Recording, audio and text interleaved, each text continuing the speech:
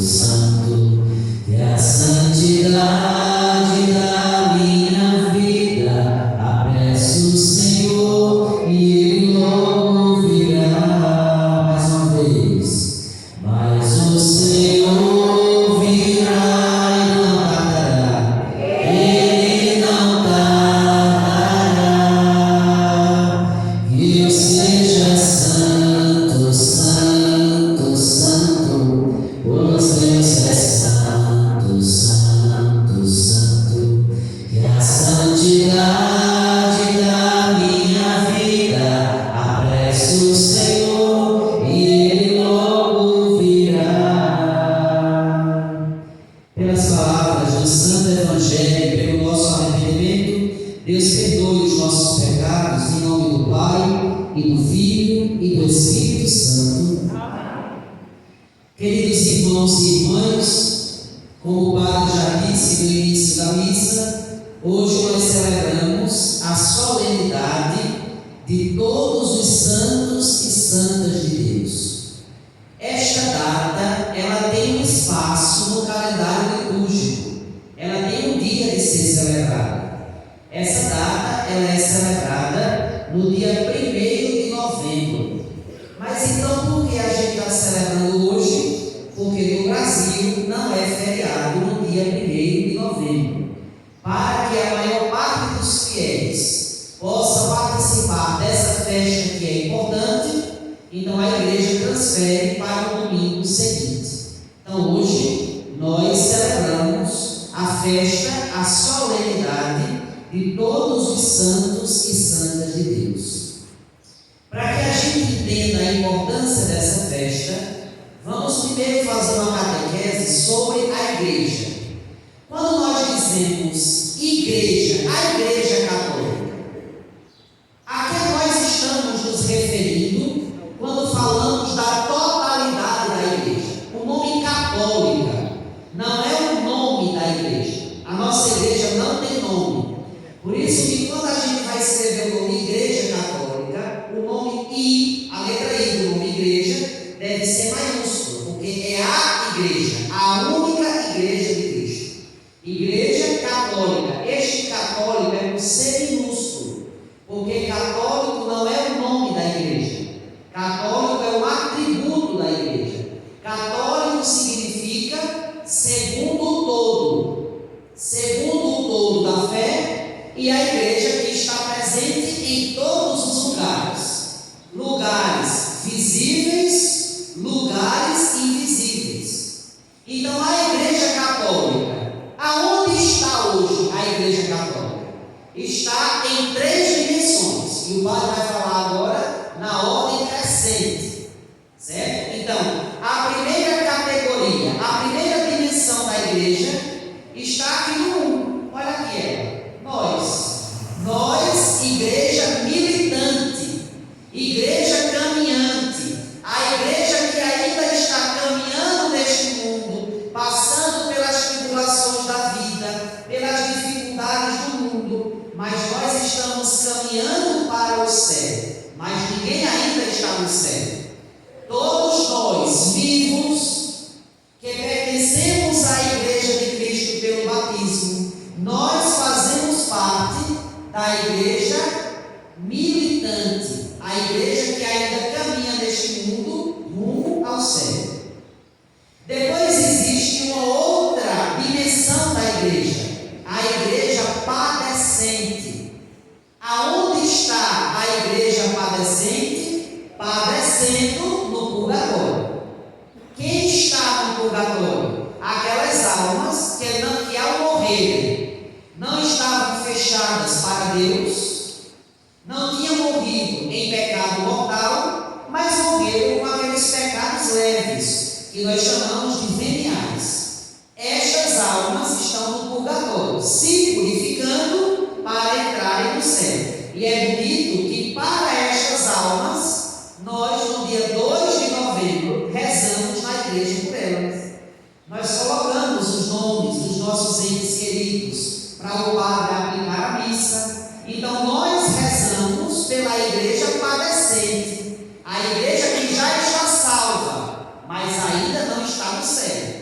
está se purificando dos seus pecados para, no tempo certo, entrar no reino de Deus. Essa é a igreja padecente.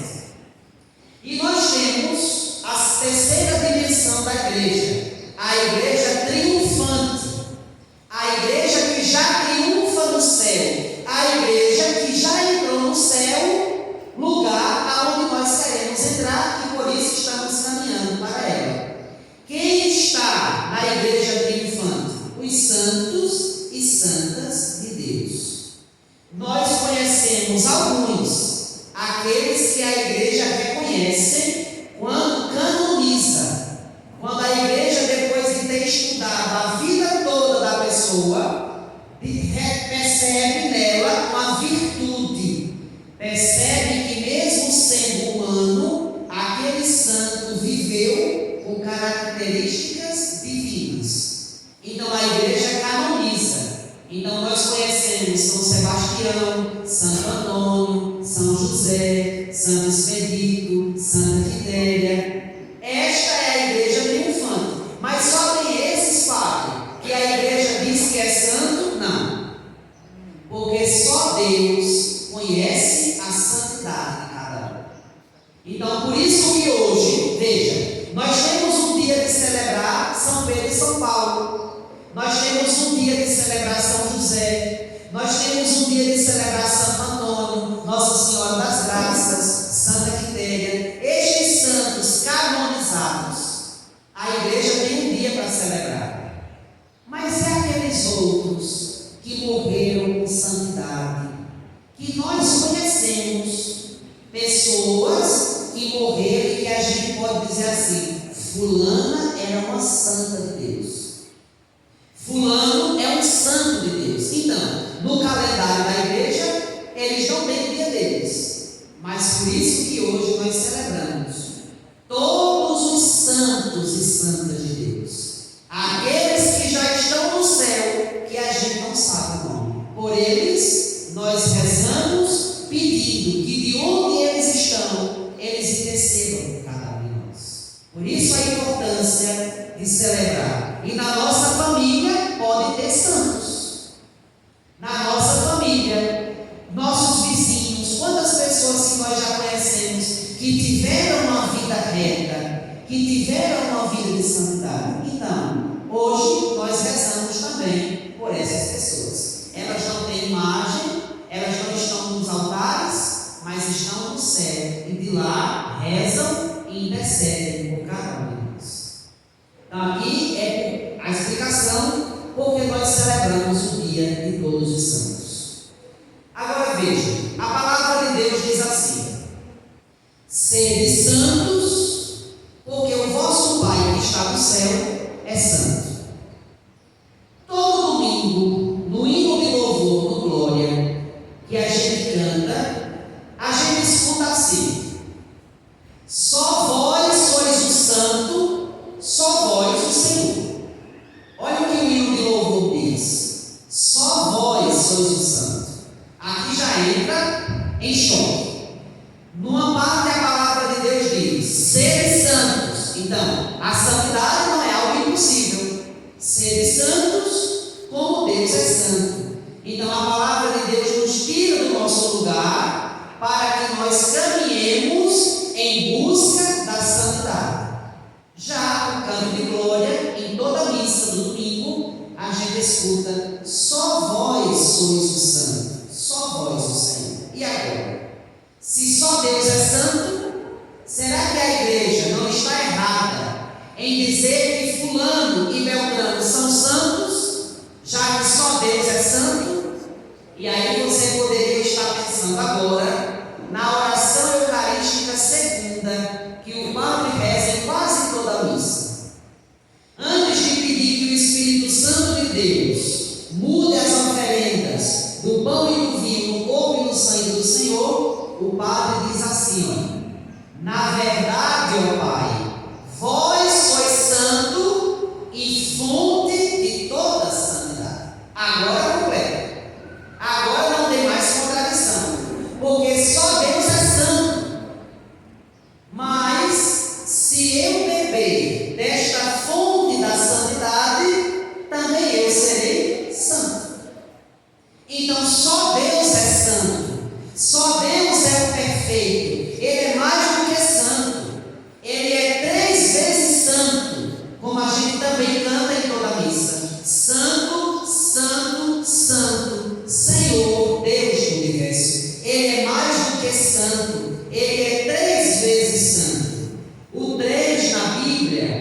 um sinal de confirmação.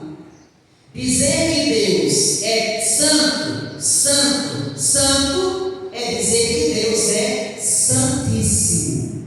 Por isso que nós usamos a palavra santíssimo apenas para Deus.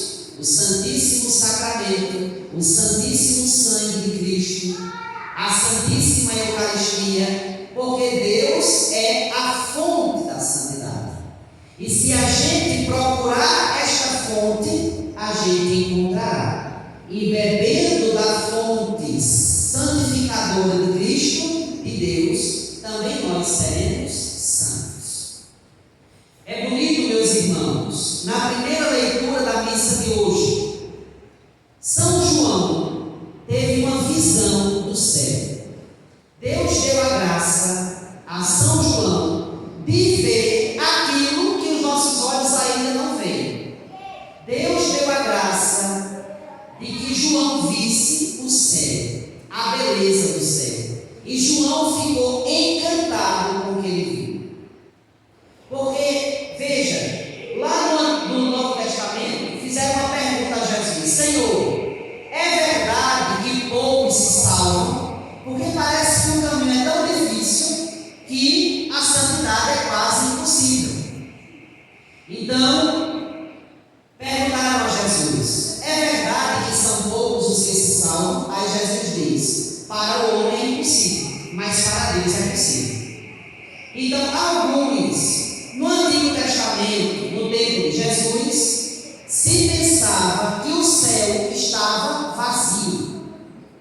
E na verdade estava, até Jesus se encarnar, ressuscitar, subir ao céu na sua plenitude. E quando ele sobe, ele abre as portas do céu para cada um de nós.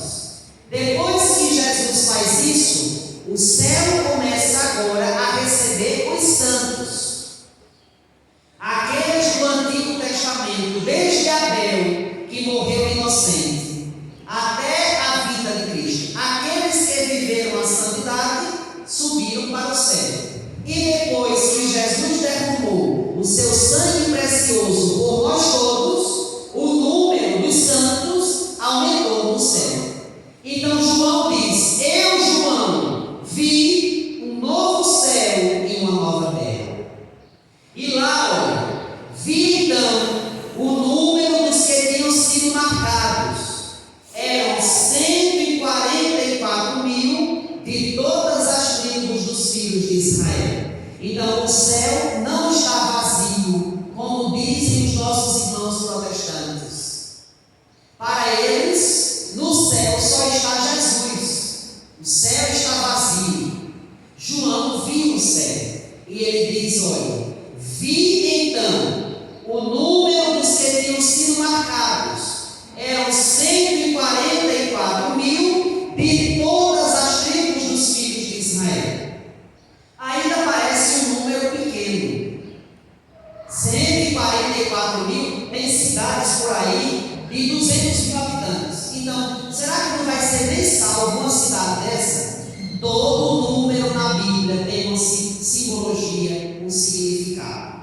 144 mil, veja, no Antigo Testamento, qual era o número que representava as tribos de Israel? O número 12. No Novo Testamento, qual é o número da igreja que Jesus reuniu para começar o anúncio? 12. Os 12 apóstolos. 12 vezes 12 vezes 1.000, 149 mil. Então é este número aqui: 144 mil de todas as tribos dos filhos de Israel. 12 vezes 12 vezes 1.000, 144 mil.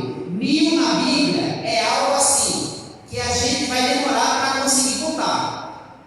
Então, contar 12 é diferente de contar 1.000. E nós usamos essa expressão também no dia a dia da nossa vida. A gente diz assim: o meu prato se quebrou em mais de 1.000 pedaços. Não é que eu contei ali, deu 1.001 pedacinhos e agora eu falei. Mas 1.000 significa assim: quebrou um número grande. Então 1.000 é para dizer assim, é um número grande. Mas depois, João diz assim: depois vi uma multidão imensa de todas as nações, tribos, povos e línguas, e que ninguém podia contar. Então, que história é essa que o céu está vazio, que só tem Jesus lá no céu? Se existe no céu uma multidão imensa que ninguém é capaz de contar, estavam de pé, não estavam dormindo. Olha, os nossos irmãos protestantes dizem que quem morre está dormindo. Olha aqui o que João viu: estavam de pé diante do Cordeiro e do trono, trajavam vestes brancas. Quando nós fomos batizados, qual era a cor da roupinha do nosso batismo? A cor branca, sinal da pureza, sinal da salvação.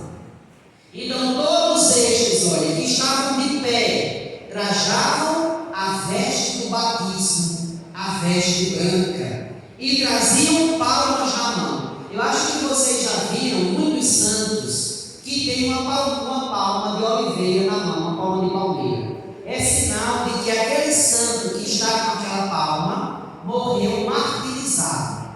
Então, por exemplo, na imagem de Santa Luzia, na mão ela tem uma bandeja com os olhos, na outra mão ela tem uma palma. Santa Quitéria, do mesmo jeito, tem uma palma na mão. Santo Expedito também tem uma palma na mão. É o sinal de que aquele santo deu a vida por Jesus. Então, no céu, quem está? Os que estão de vestes brancas, os batizados, e aqueles que traziam palmas nas mãos. E aí todos proclamavam com voz forte. Quem está dormindo não canta. Então, estes que estavam de pé, vestidos de branco, com palma na mão, todos proclamavam com voz forte: a salvação pertence ao nosso Deus, que está sentado no trono e ao Cordeiro. Está vendo? Então, nada de dizer que quem morre está dormindo e que o céu está vazio. O céu está cheio de uma multidão daqueles que estão de veste branca do batismo, mas que não sujaram a veste com o pecado que o mundo oferece. E outros estavam no céu porque traziam a palma do martírio, a palma do sofrimento. E aí, olha, o ancião chegou para João e disse a leitura de hoje. Um dos anciãos falou comigo e perguntou: quem são estes, vestidos com roupas brancas? De onde vieram? João estava encantado com a visão. E aí João diz: tu é que sabes, meu Senhor. Aí o ancião diz: esses são os que vieram da grande tribulação. Qual é a grande tribulação? O mundo. Aqueles que vieram das tribulações. As tribulações que nós passamos no nosso dia a dia, que só você sabe o nome da sua tribulação. Esses são os que vieram da grande tribulação, lavaram e alvejaram as suas roupas no sangue do Cordeiro. Por isso que o salmista de hoje disse: é assim a geração dos que procuram o Senhor. Existe um ditado popular que diz: quem procura, acha. Se eu procurar problema, eu vou trazer problema para a minha vida. Se eu procurar a santidade, eu vou encontrar a santidade. Se eu procurar Deus, eu vou encontrar Deus. Então, olha o que o salmista disse: é assim a geração dos que procuram o Senhor. E aí ele diz mais, olha: quem subirá até o monte do Senhor? Para a gente fazer parte desse número dos que estão salvos, o que é preciso fazer? Quem subirá até o monte do Senhor? Quem ficará em sua santa habitação? Olha o que o salmista diz: quem tem mãos puras e inocente de coração. Sua mão é pura, sua mão só pega aquilo que é seu, sua mão só toca naquilo que é santo e que pertence a Deus. Vai para o céu quem tem mãos mãos puras e quem tem um coração inocente. Será que o seu coração é inocente? Ou está pensando coisa que não deve, articula coisa que não deve, deseja aquilo que não deve, tirando a inocência do seu coração, e quem não dirige a mente para o crime, mas quem só pensa no que é bom, quem só pensa nas coisas de Deus. E aí, por fim, no Evangelho de hoje, Jesus nos conta as bem-aventuranças, o segredo para a gente ser salvo. E a lógica de Deus contraria a lógica humana. Olha, bem-aventurados os pobres em espírito, porque deles é o reino de Deus. Quem são os pobres em espírito? Aqueles que sabem que o essencial da vida deles vem de Deus, que eles não têm nada, mesmo tendo dinheiro, tendo estudo, mas eles não têm nada porque são pobres. Bem-aventurados os aflitos, veja, os que vivem em aflição. Jesus diz: fiquem felizes, porque vocês serão consolados. Está vendo? Aqueles que estão chorando, aqueles que estão aflitos neste mundo, Jesus diz: coragem, no céu vocês serão consolados. Bem-aventurados os mansos, aqueles que têm amor no coração, aqueles que não pensam em ódio, em guerra, em tudo que não presta, porque possuirão a terra. Que terra? O reino de Deus, a terra prometida. Bem-aventurados que têm fome e sede de justiça, porque serão saciados. E aí, Jesus vai continuar no discurso da bem-aventurança. E para concluir, a segunda leitura de hoje diz: caríssimos, vede que grande presente de amor o Pai nos deu. Qual foi o presente que o Pai nos deu? Sermos chamados filhos de Deus, e nós o somos. Quando nós tivemos a dignidade de ser chamados de filho de Deus? No dia do nosso batismo. Ser filho de Deus quer dizer assim: ter aquilo que Deus tem. O que é que Deus tem que só é dele? A santidade. A santidade. Então, se eu sou filho de Deus, eu também serei santo, porque o meu Pai que está no céu é santo. O que é mais que Deus tem que só tem Ele? A santidade, a imortalidade. Deus não morre, Deus é eterno, mas nós morremos. Mas nós somos chamados a ter em nós a vida eterna, porque nós tendo a vida eterna, nós vamos para o céu e viveremos eternamente igual a Deus. Então Deus é santo, Deus é eterno. Então tudo aquilo que é de Deus, nós somos filhos de Deus. Então nós também teremos tudo aquilo que Deus tem. Que Deus nosso Senhor nos abençoe e que nos dê forças para, vencendo as tribulações da vida, todos nós passemos a ser contados no número dos santos, aqueles que, passando pela tribulação, lavarem e alvejarem as suas vestes no sangue do Cordeiro. Louvado seja nosso Senhor Jesus Cristo.